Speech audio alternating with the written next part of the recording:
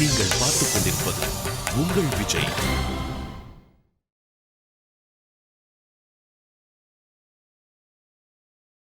இன்னைக்கு நடந்த சம்பவத்தை பார்த்ததுக்கு அப்புறம் எனக்கு 100% உறுதியாயிடுச்சு. அத்தனை பேர் இருக்கோம், நம்ம சம்பிரதாயத்தை பத்தி கூட கவலைப்படாம மோகன் அவ காப்பாத்திருக்கான, அவ அவனை காதலிக்கிறான்னு தானே அர்த்தம்.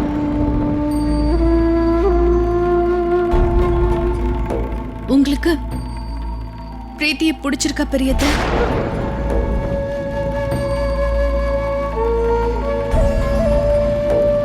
சொல்ல போனா அந்த பொண்ணு நல்ல பொண்ணுதான். அழகா இருக்கா, குணமுள்ளவளா இருக்கா, அவ மனசும் தங்கம்தான். காதலனுக்காக தன் உயிரை பத்தி கூட கவலைப்படாம ஒரு பொண்ணு நடந்துக்கிறான்னா, என்ன பொறுத்த வரைக்கும் மோகனுக்கு இதை விட நல்ல பொண்ணு எங்க தேடினாலும் கிடைக்க மாட்டா.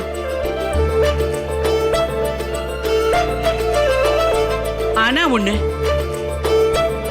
நம்ம சம்பிரதாயங்கள்ல இந்த பொண்ணுக்கு தெரியல. ஆரம்பத்துல உனக்கே எதுவும் தெரியாது, இப்ப நீ கத்துக்கிட்ட இல்ல. கிராமத்துல இருக்கிறவங்களை விட உனக்கு தான் நல்லா தெரியுது. அவளும் போக போக கத்துக்குவா, அப்படித்தானே? ஆமாங்க பெரியத்த. கொஞ்சம் வெளியில வரீங்களா? நான் கொஞ்சம் போயிட்டு வரேன். சாயந்தரம் கல்யாண ஃபங்க்ஷனுக்கு நான் தானே எல்லா வேலையும் செய்யணும். யாரு கண்ணும் படாம நான் எப்பவும் நல்லா இருக்கணும். ஏய், கொஞ்சமாவது எல்லாத்தையும் கவனிக்க கத்துக்க. எப்பவுமே நான் தான் எல்லாத்தையும் சொல்லி கொடுத்துட்டு இருக்க முடியுமா என்ன? ரொம்ப பொறுமைசாலி, புத்திசாலி, மூளையே இல்ல உனக்கெல்லாம். இவெல்லாம் எப்படிதான் குடும்பத்தை கட்டி காப்பாத்த போறாளோ.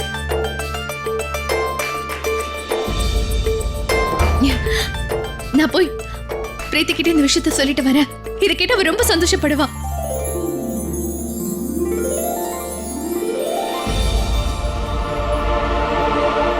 ஐயோ, ரொம்ப அதிகமா சாப்பிட்டுட்டேன். ரொம்ப நிறைய சாப்பிட்டுட்டேனே. ஆனா எல்லாமே என்னோட பிள்ளைக்காக தான். என்னோட செல்ல கண்ணு, நீ என்னோட ராஜகுமாரன்டா. சீக்கிரமா இந்த வீட்டுக்கு வந்துற. என்ன ராஜகுமாரனா? ஆமா, நான் தானே உனக்கு ராஜகுமாரன். நான் இங்க இருக்கும்போது நீ வேற யார ராஜகுமாரன்னு கூப்பிடுற? போங்க, நீங்க இருக்கீங்களே, நீங்க ராஜா. ராஜகுமாரன்றது என்னோட புள்ள. அது போட்டோம். ராஜகுமாரனோட அம்மாவுக்கு நீங்க என்ன பரிசு வாங்கிட்டு வந்திருக்கீங்கன்னு சொல்லுங்க. என்ன பரிசு சொல்லுங்க சீக்கிரம். மீனாட்சி, சாரி, நான் மறந்துட்டேன். மறந்துட்டீங்களா? எப்படி உங்களால மறக்க முடியுங்க? ஐயோ, எத்தனையோ விஷயங்களை ஞாபகம் வச்சிருக்கீங்க. ஆனா மனைவியை மட்டும் நீங்க எப்படிங்க மறக்கலாம்? நான் உங்களுக்கு நிலா மாதிரி புள்ளைய பெத்து கொடுக்க போறேன். என்ன எப்படிங்க நீங்க மறந்து போவீங்க? ஒரு புடவை கூட கொண்டு வரலையா? என்ன மீனாட்சி, நீ திரும்பவும் அதையே சொல்ற? ஆண் குழந்தையோ பொன் குழந்தையோ என்ன பொறுத்த வரைக்கும் ரெண்டும் ஒண்ணுதான், புரியுதா? ஆனா ஒரு விஷயத்தை நீ புரிஞ்சுக்க. எப்பவும் நீதான் என்னோட ராணி, இனிமேலும் அப்படிதான் இருக்க போகுது. இதுதான் உனக்கு பரிசு. என்ன கொண்டு வந்திருக்கீங்க? ஜிலேபியா? ஜிலேபி தான். என் கையாலேயே உனக்கு செஞ்சு கொண்டு வந்திருக்கேன்.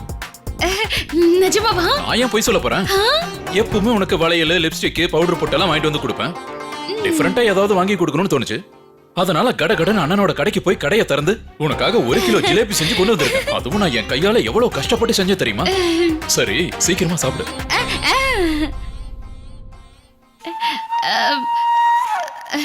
இல்லங்க, இப்ப வேண்டாம்.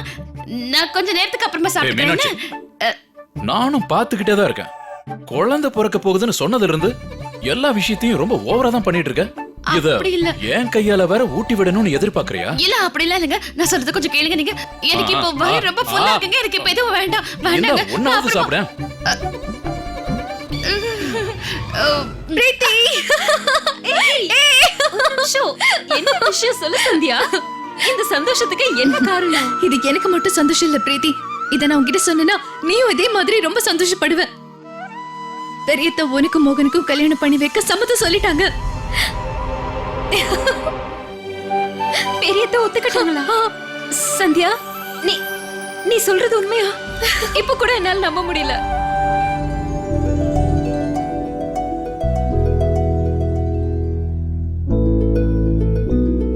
நீ கௌரி அம்மனுக்காக விரதம் இருந்தல்ல பிரீத்தி, அதனால அவங்களோட ஆசீர்வாதம் உனக்கு முழுமையா கிடைச்சிருக்கு பிரீத்தி.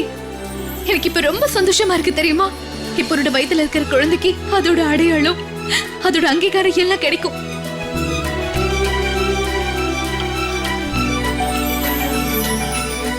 பிரீத்தி, இவ்ளோ தூரம் சந்தோஷப்பட வேண்டிய அவசியம் இல்ல. அவங்க இன்னும் முழுமையா சம்மதம் சொல்லல. இங்க பாரு சந்தியா, மோகனுக்கு ஏத்த பொண்ணு பிரீத்தி தானே அவங்க மனசார ஒத்துக்கிட்டாங்க. ஆனா இப்ப வரைக்கும் இவ வேற மதத்தை சேர்ந்தவன்னு அவங்களுக்கு தெரியாது. உண்மையான முடிவை அவங்க சொல்லணும்னா பிரீத்தி எந்த மதத்தை சேர்ந்தவ, அவளோட உண்மையான அடையாளம் என்னங்கிறத அவங்க நல்லா தெரிஞ்சுக்கணும்.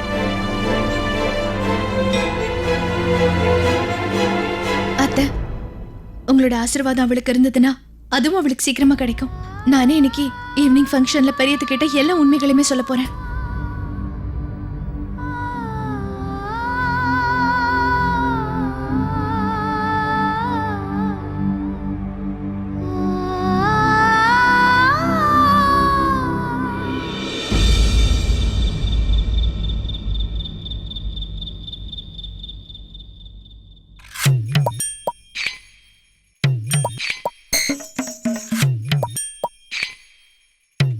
இன்னைக்கு நம்ம மனைவிங்களா என்ன பண்றாங்கன்னு தெரியல. ஆனா பார்க்க மட்டும் ரொம்ப அழகா இருக்காங்க. அப்படியே கண்ணை பறிக்கிற மாதிரி இருக்காங்க. ஆம்பளைங்க அங்க வரக்கூடாதுன்னு இவங்க மட்டும் சொல்லாம இருந்திருந்தா நம்ம மனைவிங்களோட சேர்ந்து நாமளும் டான்ஸ் ஆடி இருக்கலாம்ல. என்ன பண்றீங்க ரெண்டு பேரும்?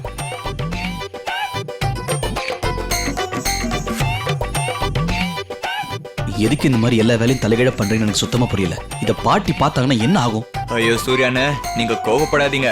வேணும்னா பாருங்க உங்க மனைவி எவ்வளவு அழகா அலங்காரம் பண்ணிருக்காங்கன்னு. அப்புறம் நீங்களும் அங்க துரு துருன்னு ஓடதான் பாப்பீங்க. இல்ல இல்ல, நான் எதையும் பார்க்க போறது இல்ல. அண்ணே இத பிடிங்கண்ணே. ரொம்ப ஒரே ஒரு படாதீங்க, தடவை பாருங்க. மட்டும் இதுல ரொம்ப படாதீங்க, பாருங்க.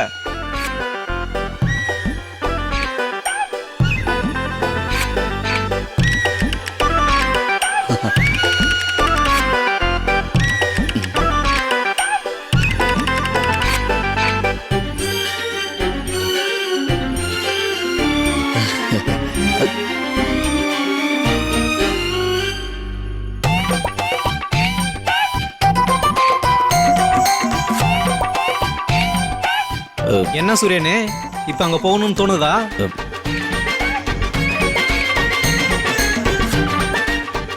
ஏய், தள்ளுங்க தள்ளுங்க. என்ன பண்றீங்க? தள்ளுங்க.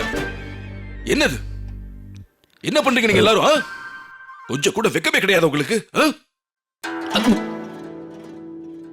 தாத்தா, கோச்சுக்காம இத வச்சு எப்படி இருக்கு நீங்களும் ஒரு வாட்டி பாருங்க.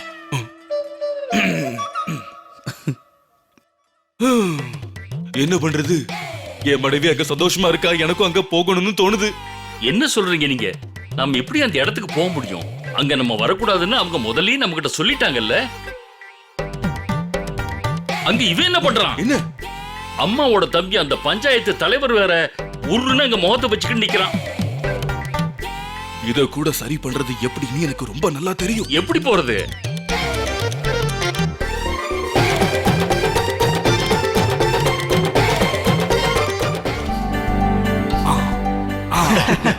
அதுவும் இல்லாம நம்ம மனைவிங்க இவ்வளவு அழகா அலங்காரம் பண்ணிட்டு இருக்கும் போது அத பாக்குற உரிமை நமக்கு மட்டும்தான் இருக்கு. அப்படியா? இந்த உரிமையை நாம யாருக்காகவும் விட்டு தரக்கூடாது. ஆமா ஆமா, உண்மைதான் உண்மைதான். இப்படி கிடைக்கலனா அப்படி போயாவது அதை வாங்கணும்.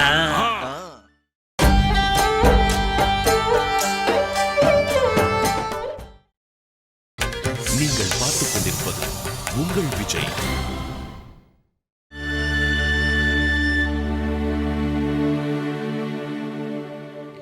என்ன எல்லாருமே அமைதியா ஒவ்வொரு மூலையில நிக்கிறீங்க? இன்னைக்கு நீங்க எல்லாரும் சந்தோஷமா உங்க இஷ்டப்படி டான்ஸ் ஆடலாம். யாரும் எதுக்கும் யோசிக்க வேண்டாம். எல்லாரும் என் கூட சேர்ந்து டான்ஸ் ஆடுங்க, பாட்டு பாடுங்க, எது வேணாலும் பண்ணலாம். இன்னைக்கு யாரும் உங்களை கேள்வி கேட்க மாட்டாங்க. என்ன பார்த்து யாருமே பயப்பட வேண்டாம். என்ன சந்தோஷம் தானே?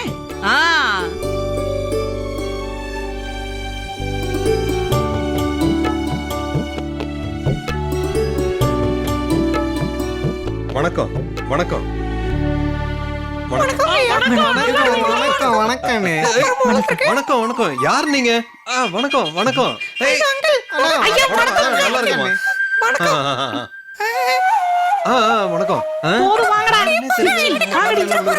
இன்னைக்கு எல்லாருமே ஒன்னா சேர்ந்து சந்தோஷமா டான்ஸ் ஆடலாம். ஏய், வாசிக்க ஆரம்பிங்க.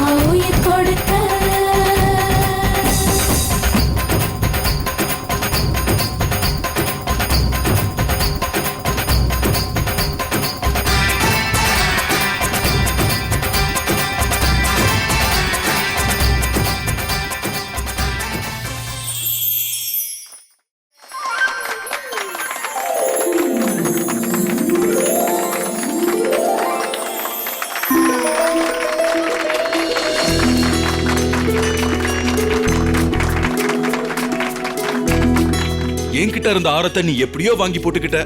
ஆடா இந்த ஆரத்தை நான் உனக்கு கொடுக்கணும்னு வந்திருக்கேன். இத மட்டும் நீ வேணான்னு சொல்லக்கூடாது.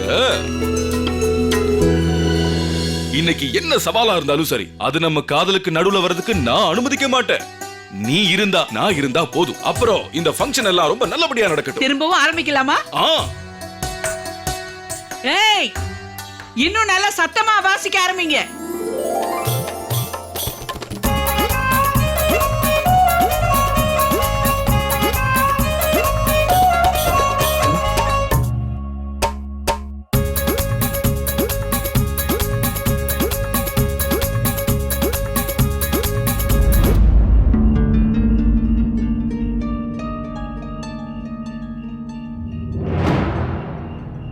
ஏன் இந்த லைட் திடீர்னு அணைஞ்சு போச்சுன்னு தெரியலையே? அட யாராவது ஒரு கை விளக்கும் மெழுகுபத்தியும் கொண்டுட்டு வாங்க.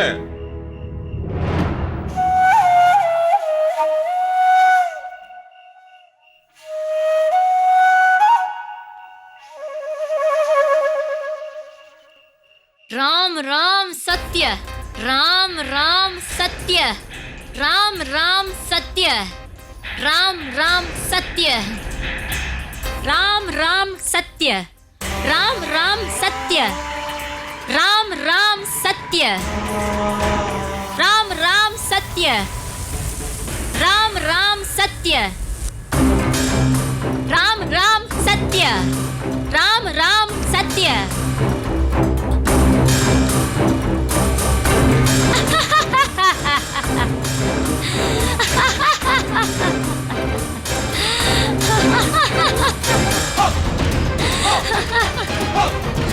राम सत्य, राम राम सत्य.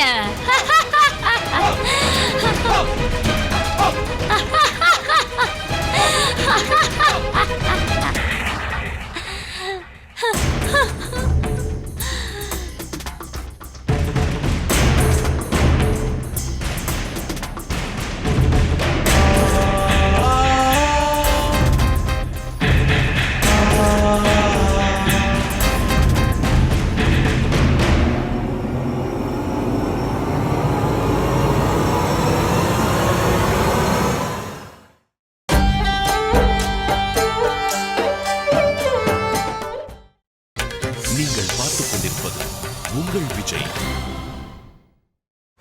இந்தா இத வச்சுக்க.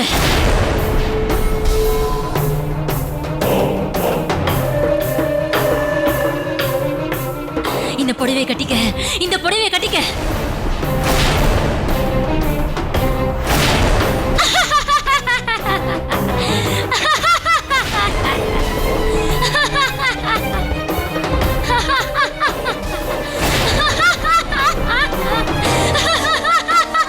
இந்த புடவை தான் உன் கூட இருக்க போகுது. இந்த புடவை இருக்கே கடைசி வரைக்கும் உனக்கு பயன்பட போகுது.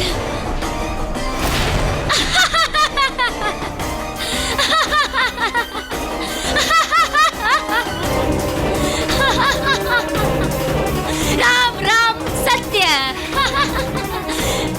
राम राम सत्य, राम राम सत्य, राम राम सत्य, राम राम सत्य, राम राम सत्य, राम राम सत्य.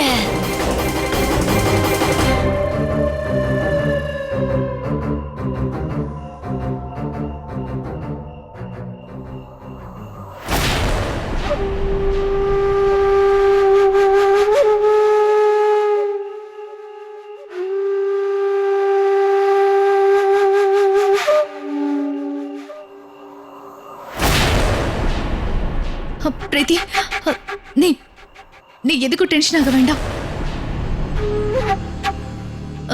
சவிதா, நீ நீ பிரீத்தியை ரூம்க்கு கூட்டிட்டு போ.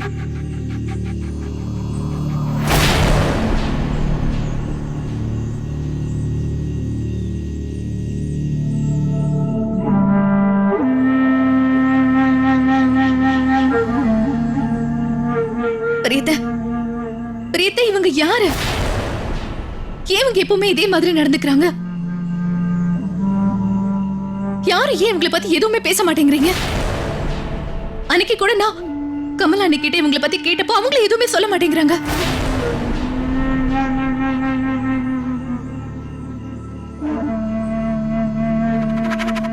அம்மா சந்தியா, இப்ப நீ பாத்தியே, அதுதான் அவளோட அடையாளம். அவ ஒரு பைத்தியக்காரி. இதுக்கு மேல உன்கிட்ட சொல்றதுக்கு எந்த விஷயமும் கிடையாது.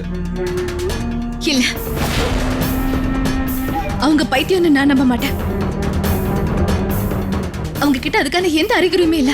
அவங்க கண்ணுல நான் ஒரு நெருப்பை பார்த்திருக்கேன். அவங்க ஒரு கோபத்துல இருக்காங்க, ஏதோ ஒரு வேதனையில இருக்காங்க. 1008 கேள்வி இருக்கு அவங்களோட மனசுல.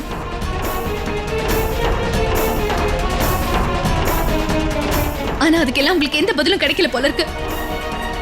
எனக்கு என்ன தோணுதுன்னா, அவங்க மனசுக்குள்ள ஏதோ ஒரு கோவம் இருக்கு, அதை அவங்க வெளிப்படுத்த நினைக்கிறாங்க. ஆனா நீங்க அவங்க பைத்தியம்னு சொல்றீங்க.